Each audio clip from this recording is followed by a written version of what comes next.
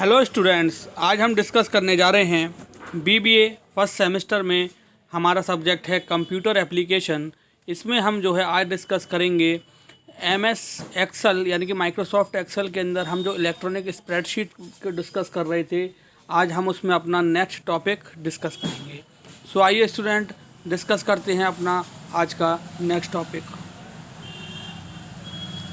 आज का हमारा टॉपिक है फॉर्मूलाज इन एक्सेल, यानी कि एक्सेल में हम फॉर्मूलाज जो यूज़ करते हैं उनके बारे में आज हम डिस्कस करेंगे। सो स्टूडेंट, हम जानते हैं कि माइक्रोसॉफ्ट एक्सेल में हम रोज़ एंड कॉलम्स का यूज़ करते हैं। रोज़ और कॉलम्स मिलकर जो बनाते हैं वह सेल्स बनाते हैं, और सेल्स मिलकर जो बनाते हैं वह टेबल्स बनाते हैं। सो रोज़ और कॉलम्स जो है वह सेल्स का कॉम्बिनेशन होते हैं, सेल्स की फॉर्म में हम टेबल को डेवलप करते हैं।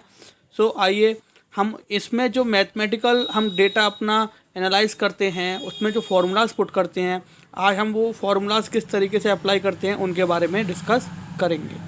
सो हमारा फर्स्ट पॉइंट है the formulas is Excel is calculated based on the cells enclosed within the brackets of the functions. यानी कि हम जो फार्मूलाज एक्सेल में यूज़ करते हैं वे कैलकुलेटेड बेस होते हैं हमारे सेल्स पर, जो कि हम एनक्लोज्ड, यानी कि हम बात करें कि अगर हम सेल में कोई भी फार्मूला अप्लाई करते हैं तो वह फार्मूला हमारा जो होता है वह सेल्स के अंदर ब्रैकेट में एनक्लोज्ड होता है, जिसको और फंक्शन के थ्रू वह डिफाइन होता है। It's means that these formula have two parameters, यानी कि अगर हम बात करें तो यह फार्मूलाज जो होते हैं इनके दो पैरामीटर्स होते हैं, function name and the cells declared in a function. यानी कि फंक्शन नेम होता है और दूसरा होता है सेल, और जिसमें कि हमारा फंक्शन डिक्लेयर होता है।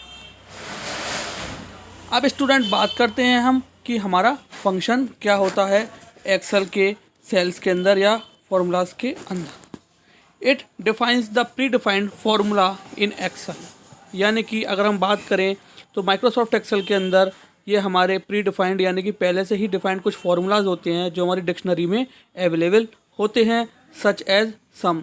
सपोज़ कीजिए हमें अगर सम का करना है, सम ऑपरेशन परफॉर्म करना है वहाँ पर, तो यहाँ पर हमारा ऑटो सम फंक्शन अवेलेबल होता है। The names given to the function are familiar, यानी कि जो ये नेम्स होते हैं ये हमारे लिए फैमिलियर नेम्स के अकॉर्डिंग ही हमारे फंक्शन जो है वह सेव रहते हैं।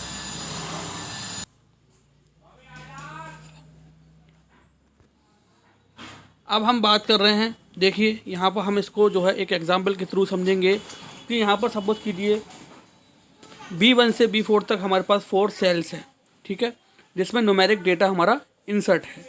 सो यहाँ पर अगर हम बात करें तो B1 and B4 are the cell range. B1 और B4 जो है वह सेल रेंज है, और सम जो है स्टूडेंट वह हमारा फंक्शन का नेम है, जिसके थ्रू हमारा यह फॉर्मूला बनता है सम का, यानी कि किसी भी नंबर्स को ऐड करने के लिए।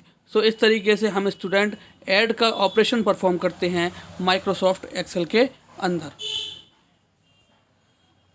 अब बात करते हैं स्टूडेंट इंसर्ट फंक्शन की, कि इंसर्ट फंक्शन जो है वह हमारा किस तरीके से हम फंक्शंस को इंसर्ट करते हैं अपने माइक्रोसॉफ्ट एक्सेल के अंदर। We can find this function under the formula option, यानी कि हम जो है इस फंक्शन को जो ये फंक्शन हमें मिलता है वह हमें फार्मूला ऑप्शन के अंदर मिलता है, present on the tool bar, जो कि टूल बार में हमारे माइक्रोसॉफ्ट एक्सेल के प्रेजेंट होता है, अवेलेबल होता है।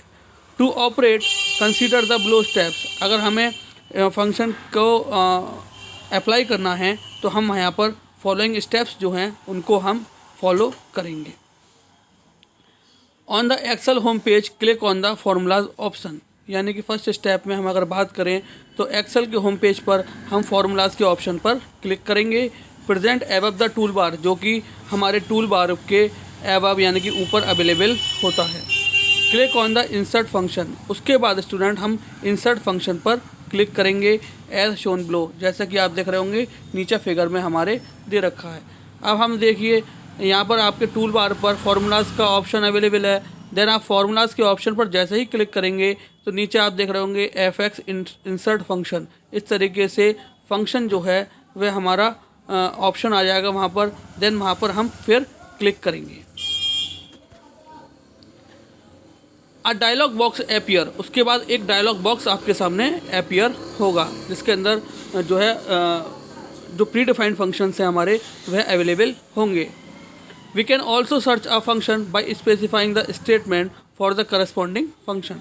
हम वहाँ पर जो प्री डिफाइंड फंक्शन है उनको भी यूज़ कर सकते हैं, या वहाँ पर हम कोई फंक्शन अवेलेबल नहीं है तो हम वहाँ पर उनके लिए भी सर्च कर सकते हैं। यानी कि we can also search for a function, हम एक फंक्शन के लिए सर्च भी कर सकते हैं बाय स्पेसिफाइंग द स्टेटमेंट, यानी कि अपने स्टेटमेंट को स्पेसिफाई करके फॉर द करस्पॉन्डिंग फंक्शन, उस पर्टिकुलर फंक्शन के लिए। फॉर एग्जाम्पल के थ्रू यहाँ पर समझा रखा है स्टूडेंट्स कि we need to find the minimum value. Suppose कीजिए कि हमें जो है फाइंड करनी है minimum value, but there is no function present in the function list, but वहाँ पर जो फंक्शन लिस्ट है उसमें वह फंक्शन अवेलेबल नहीं है। So we can specify the statement, तो हम वहाँ पर अपना स्टेटमेंट लिखेंगे to find the minimum value, हम वहाँ पर लिखेंगे to find the minimum value and press on the go button, और हम गो ऑप्शन पर वहाँ पर जाकर क्लिक कर देंगे।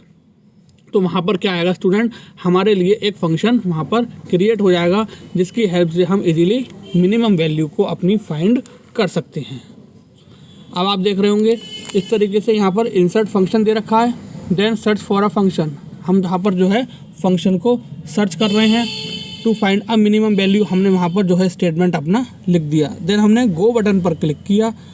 ठीक है, अब आप देख रहे होंगे सेलेक्ट अ फंक्शन, डी मिन मिन मिन ए वैल्यू फाइंड। ठीक है, तो इस तरीके से हमने यहाँ पर जो हमें चाहिए वह हम फंक्शन कलेक्ट करेंगे।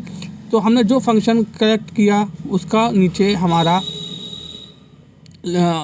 समरी लिखी हुई आ जाती है कि returns the smallest number in the field column of records in the database, यानी कि यह हमें रिटर्न करेगा स्मॉलेस्ट नंबर को कॉलम्स में जो कि रिकॉर्ड हमारा सेव है डेटाबेस के अंदर। That match the condition you specify, और ये आपकी जो पर्टिकुलर कंडीशन है उसको मैच करेगा। ओके स्टूडेंट्स, तो इस तरीके से हम जो है वो इंसर्ट फंक्शन का इस्तेमाल करते हैं माइक्रोसॉफ्ट एक्सेल के अंदर। तो स्टूडेंट आइए हम एक बार फिर से रिवाइज करते हैं जो हमने आज अपने इस लेक्चर में पढ़ा। आज हमने पढ़ा स्टूडेंट कि किस तरीके से जो फार्मूलाज होते हैं माइक्रोसॉफ्ट एक्सेल के अंदर हम उनको जो है अवेलेबल कराते हैं अपनी इलेक्ट्रॉनिक स्प्रेडशीट पर। तो जो फार्मूलाज जो होते हैं यह हमारे सेल्स के अंदर होते हैं, ब्रैकेट्स के अंदर। जब स्टूडेंट एक मेन पॉइंट ये भी होता है कि जब भी हम किसी फार्मूलाज को अपने माइक्रोसॉफ्ट एक्सेल के अंदर सेल्स में लिखते हैं तो हम उससे पहले इक्वल टू का साइन लगाते हैं। ठीक है, तो हम बात करें तो हमारे दो पैरामीटर्स होते हैं फार्मूलाज के। फर्स्ट जो पैरामीटर होता है स्टूडेंट हमारा वह होता है सेल, और दूसरा जो पैरामीटर होता है हमारा वो होता है दूसरा जो हमारा पैरामीटर होता है वह हमारा होता है फंक्शन का नेम। ठीक है, फंक्शन की अगर हम बात करें तो ये हमारे कुछ प्री डिफाइंड फार्मूले होते हैं, ये हमारे कुछ प्री डिफाइंड फार्मूले होते हैं, यानी इनबिल्ट फार्मूले होते हैं जो कि हमारे इलेक्ट्रॉनिक स्प्रेडशीट की हम बात करें, यानी कि माइक्रोसॉफ्ट एक्सेल में जो हमारी वर्कशीट होती है उसमें ऑलरेडी अवेलेबल होती हैं। तो जैसे कि यहाँ पर दे रखा है सम के लिए हम ऑटो सम फंक्शन का यूज़ करते हैं। ऑटो सम फंक्शन क्या करता है हमारा, जब हम उसमें सेल्स को अपने ले लेते हैं तो हमारा ऑटोमेटिकली वहाँ पर एडिशन परफॉर्म कर देता है। The name given to the function are familiar, यानी कि जो फंक्शंस को नेम दिए जाते हैं जनरल पर्पस जो हमारे जनरली जो सेव्ड होते हैं वे हमारे कॉमन नेम होते हैं जिनसे हम फैमिलियर होते हैं। अब एग्जांपल में यहाँ पर समझा रखा है कि हमने B1 से लेकर B4 तक की सेल्स को जो है सेल्स की रेंज को हमने सेलेक्ट किया है, जिसमें हमने जो है वो सम फार्मूला लगाया है। यानी कि सम फार्मूला क्या करेगा, वहाँ पर जो हमारे पास B1 से लेकर B4 तक न्यूमेरिक डेटा अवेलेबल होगा उसका वहाँ पर वह क्या करेगा, एडिशन परफॉर्म कर देगा। तो इस तरीके से स्टूडेंट यहाँ पर हमारा एडिशन परफॉर्म हो जाता है। अब बात करते हैं स्टूडेंट हम इंसर्ट फंक्शन के बारे में।